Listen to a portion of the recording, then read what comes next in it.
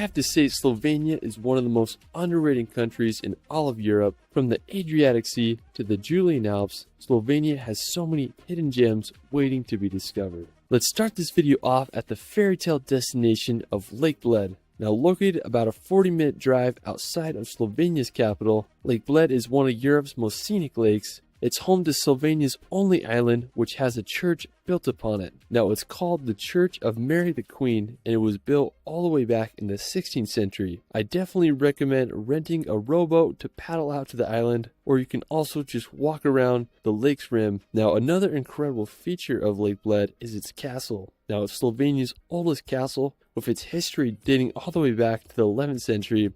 I just love how it's built upon a precipice and overlooks the entire lake. It's quite an enchanting area. Now after Lake Bled, we're going to head over to the coast to visit Piran. Located on a narrow peninsula in the Adriatic Sea, Piran was part of the Roman Empire back in 178 BC. During medieval times, it became part of the Republic of Venice, with much of its Italian influence still prevalent today. I just love its medieval charm and orange roof buildings. While you're there, you can visit the Tartini Central Square or take a walk around the edge of the town, marveling at the Adriatic Sea.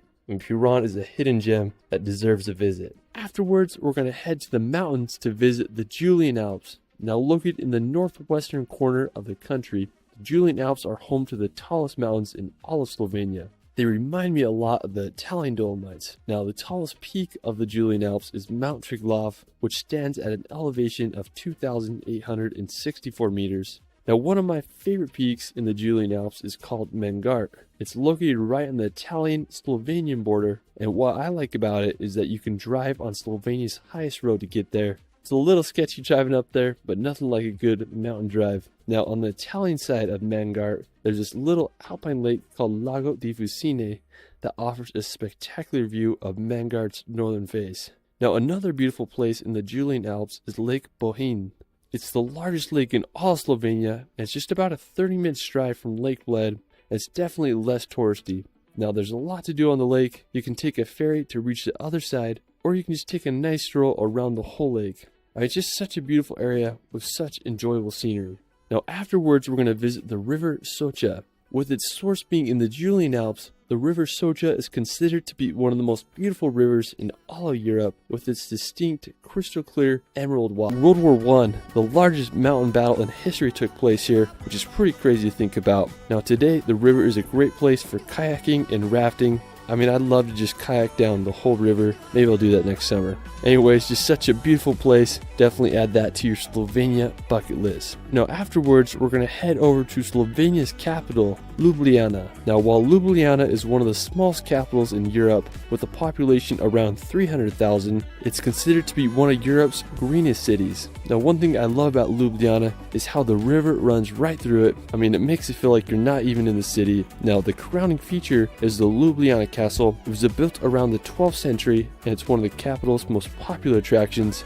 Now another great thing about Ljubljana and just Slovenia in general is that you can pretty much get to any part of the country with a relatively short drive. Now one of the most fascinating places in Slovenia is the Predjama Castle. Now it's located just 50 minutes from Ljubljana, and it's the world's largest cave castle. It dates all the way back to the 13th century and has a fascinating history. Now the castle was destroyed 2 times, but the castle that you see today was built in 1570 in a Renaissance style, and the castle is virtually the same today as it was all the way back then. It would have been so interesting to live here during medieval times. Now afterwards, we're going to head over to eastern Slovenia to visit Tui.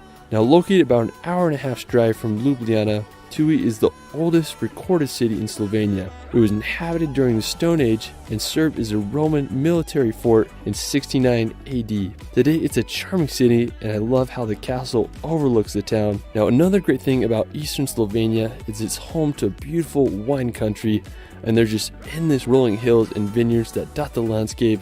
Just so beautiful to drive around there. Now afterwards, we're going to head over to the Kamnik-Savinja Alps. Now this may be one of my favorite parts of Slovenia.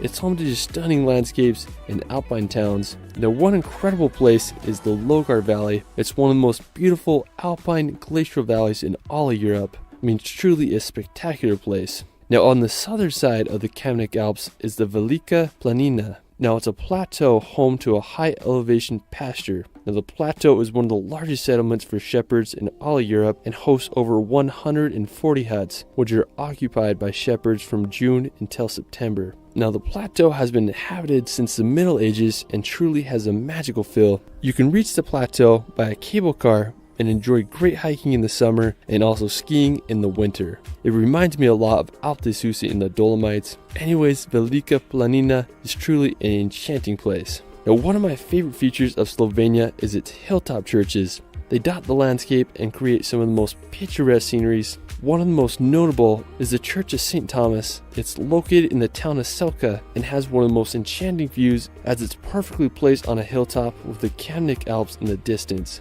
Another scenic chapel is the Church of St. Primoz and Felician. It's located in the town of Jamnik, and the church was built back in the 16th century and it offers one of the most beautiful settings with a path that leads up to the church with the backdrop of the Alps. I mean, it doesn't get more spiritual than a church in nature. Well, that is it for my Slovenia top 10. Let me know where your favorite place is in Slovenia in the comments below.